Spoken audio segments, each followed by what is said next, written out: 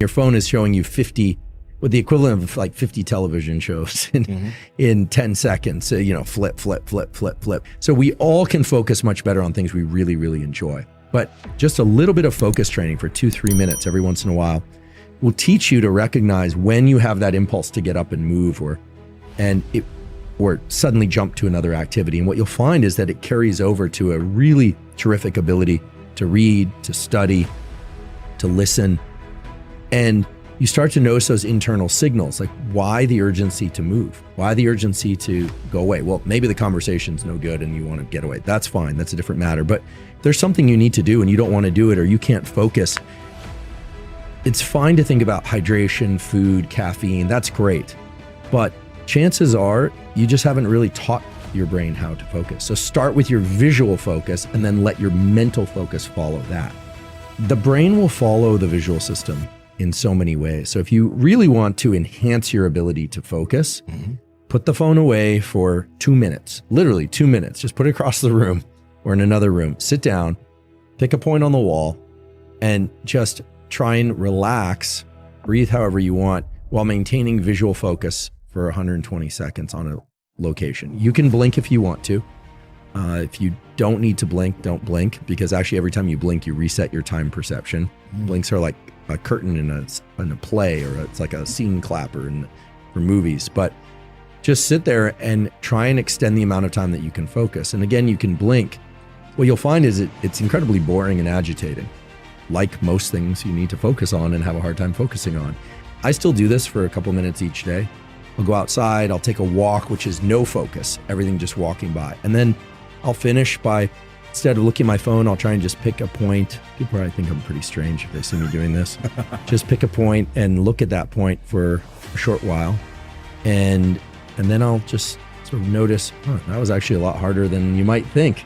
But I do believe that part of being a functional adult, being a high functioning person in any domain of life, is being able to control your impulses to do something different. You see this in the gym, actually. This is another place you could do this. So have you ever done this where you set, probably you guys haven't, but you set out to do, let's say, a set of curls. You're like, okay, I'm going to do alternating dumbbell curls, right? And then at some point you switch to doing them simultaneous. And then you see people switching and doing them alternate. Now there's nothing wrong with doing that. And I know that freestyling things can be very beneficial, going by feel.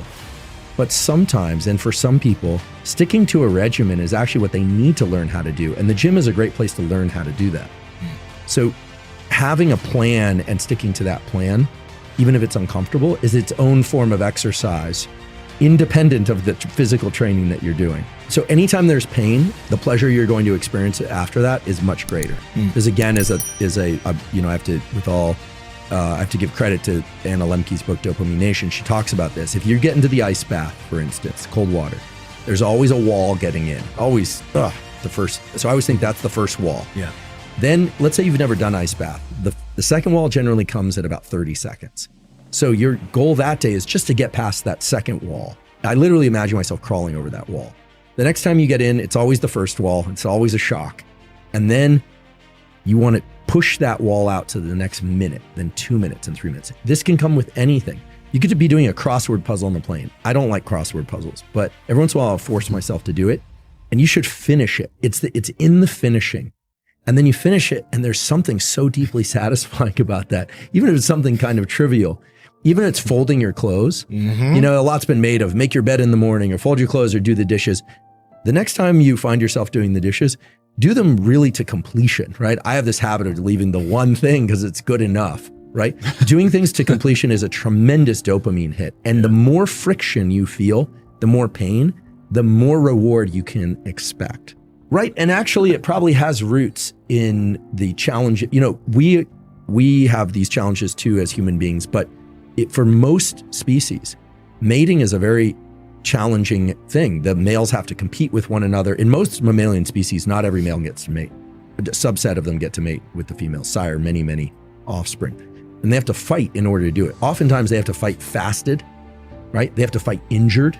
So there's all sorts of this stuff. And so the reason we can leap to an example like that from crossword puzzles and not be outside the lane lines is that reward, friction, pain, the pain pleasure balance, there's one set of circuitries in the brain and body for that. It's the same one that existed 100,000 years ago. It's not different for weight training in the gym or the crossword puzzle or the exam in school. Once you start seeing that those things are the same in terms of underlying neural process, then you start saying, oh, okay, I can apply this to pretty much anything. And then of course you have the agency to decide what you want to apply it to. So learn to be a finisher. This is really important. Learn to be a finisher and learn to take on things that are hard.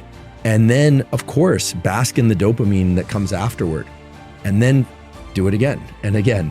And I think this is the kind of deeper layers of anything, whether or not you're talking about martial arts, weight training, academics, doesn't matter.